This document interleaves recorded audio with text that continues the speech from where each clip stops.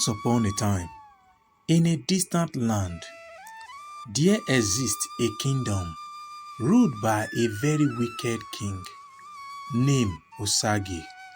He was a cruel and power-hungry ruler who would stop at nothing to maintain his control over the kingdom. Osagie's reign began with a terrible act of betrayal. He killed his own blood brother and forcefully claimed the throne for himself. Fear gripped the hearts of the people as they witnessed the ruthless nature of their new king, Osagie. He ruled with an iron fist, suppressing any form of dissent and ensuring that no one dared to challenge his authorities. The kingdom became a place of darkness and despair as the people lived in constant fear of the king's wrath. Amidst the chaos and oppression, there was one man who stood out from the rest, a madman who wandered the streets, seemingly unaffected by the king's rule. The people whispered tales of his wisdom and bravery, believing that he possesses a power that could rival that of King Osagie. The madman, known simply as Madu, he had a reputation for speaking the truth, even when it was dangerous to do so. He would often confront the king, challenging his actions and exposing his wickedness. This infuriated King Osagie, who saw Madu as a threat to his reign. One fateful day, King Osagie decided that he had had enough of Madu's defiance. He ordered his guards to capture the madman and bring him before the throne. As Madu stood before the king, fearlessly staring into his eyes, Osagie's anger reached its peaks. In a fit of rage, King Osagie ordered his guards to execute Madu on the spot. The people watched in horror as the madman's life was taken away, his voice silenced forever. But little did they know that this act of cruelty would have dire consequences for the entire kingdom. In a final act of spite, King Osagie ordered that Madu's lifeless body be thrown into the nearby river. The river, once a source of life and sustenance for the people, became tainted with the darkness of the king's actions. From that day forward, anyone who bathed or drank from the river would meet a tragic end. As the news of the cursed river spread throughout the kingdom, fear and despair gripped the hearts of the people. They watched helplessly as their loved ones fell victim to the deadly waters. The once vibrant and bustling kingdom became a place of sorrow and mourning. People began to flee the kingdom, seeking refuge in nearby villages and towns. The exodus continued until the entire kingdom was left empty and desolate. The once mighty kingdom of Osagie had crumbled under the weight of its own wickedness.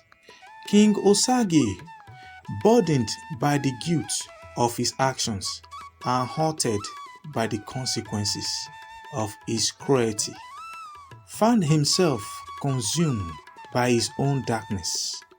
Unable to bear the weight of his sin, he took his own life, leaving behind a legacy of pain and suffering. The neighboring kingdoms, upon hearing of the downfall of Osagie's kingdom, were filled with sorrow and pity for the people who had suffered under his rules. They offered aid and support to those who had managed to escape the curse. After many years had passed since the death of the king Osagie, the curse he had brought upon his kingdom still lingered. The once prosperous land remained empty and desolate, haunted by the tragic events that had unfolded. But one day, a great and powerful hunter named Ogbe stumbled upon the abandoned kingdom. He had heard tales of its downfall since he was a child, and he was determined to find a way to break the curse that had plagued the land for so long. Ogbe was known far and wide for his bravery and skill as a hunter. He had faced many challenges in his life, but none compared to the task that he lay before him to bring life back to the cursed kingdom. Determined to find a solution, Ogbe sought the guidance of the village oracle. The oracle, a wise and revered figure, listened to Ogbe's plea for help. After careful considerations, the oracle revealed that there was a way to break the curse. Ogbe was instructed to journey to the evil forest and retrieve a white bird for its purity and connection to the spirit world. This bird will serve as a messenger, appealing to the spirits of Madu in the Kos River and the gods of the land. With a heavy heart and a sense of purpose, Ogbe set off on his journey to the evil forest. The forest was known to be treacherous, filled with dangerous creatures and dark magics. But Ogbe was undeterred, for he knew that the fate of the kingdom rested on his shoulders. Days turned into weeks as Ogbe ventured deeper into the forest, facing numerous challenges along the way.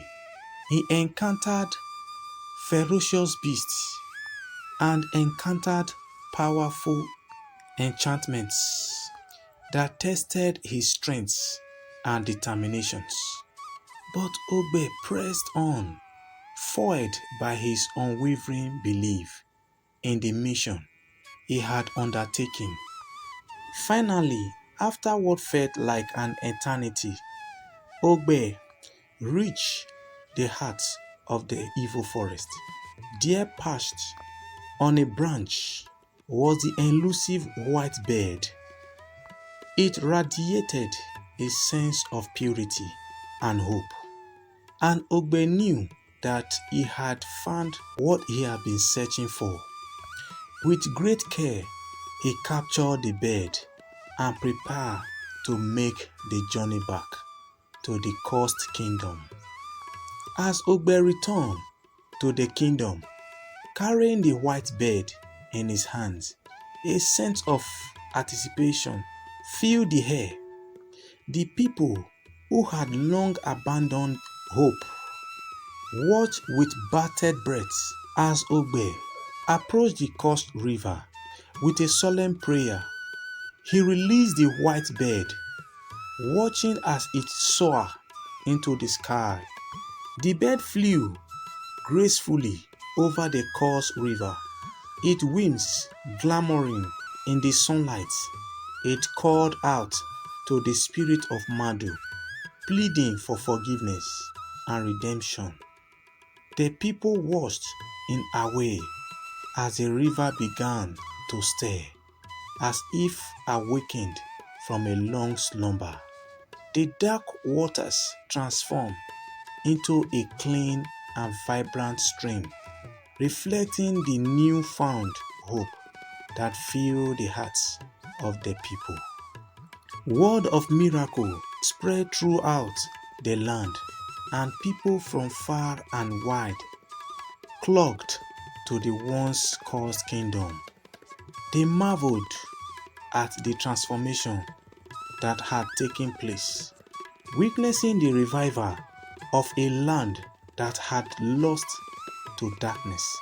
The kingdom began to flourish once again as crops grew abundantly and laughter filled the streets.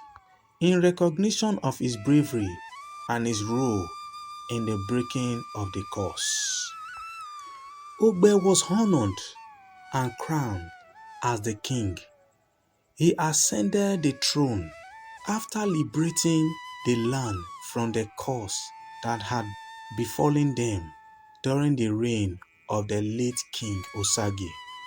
With benevolent hearts, King Ogbe governed his people and prosperity blossomed throughout the kingdom.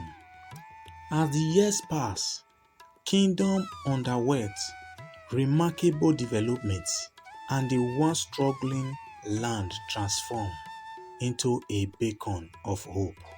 The citizens strive under the King Ogbe's compassionate rule, and the kingdom witnessed an era of unprecedented growth. However, destiny took an unexpected turn when a man named Akpata arrived from a distant village. Akpata, the son of the late King Osagie, had fled with his mother to escape the dreadful consequences of his father's actions, driven by his desire to reclaim the throne that has once been lost. Akpata approached King Ogbe with a request to rule over the kingdom. Faced with this unexpected challenge, King Ogbe, guided by his wisdom, sensed the potential danger that Akpata posed to the newfound peace of the kingdom. Overwhelmed by the anger that fueled Akpata's ambitions, King Ogbe, with a heavy heart, instructed his advisors to send the intruder away, urging him to abandon his request for power. Underrated Akpata harbored resentment and plotted to return, not with diplomacy, but with a vengeful intent to wage war upon the kingdom that had denied him his supposed birthright. Months later, Akpata resurfaced, accompanied by a ruthless band of gangs, seeking to wreak havoc on the unsuspecting villages in the kingdom. Upon learning of the impending threats, King Ogbe swiftly mobilized his warriors, determined to defend the peace and prosperity that the kingdom had painstakingly regained. The clash between the defendants of the kingdom and Akpata's ruthless gang echoed throughout the hills and valleys. In a fierce and valiant battle, King Ogbe's warriors overcame the invaders, capturing Akpata and putting an end to his malevolent plans. Justice prevailed, and Akpata faced the consequences of his actions, meeting his fate at the hands of the very people he sought to conquer. As the dust settled and the kingdom emerged victorious, a profound sense of relief and gratitude swept over the land.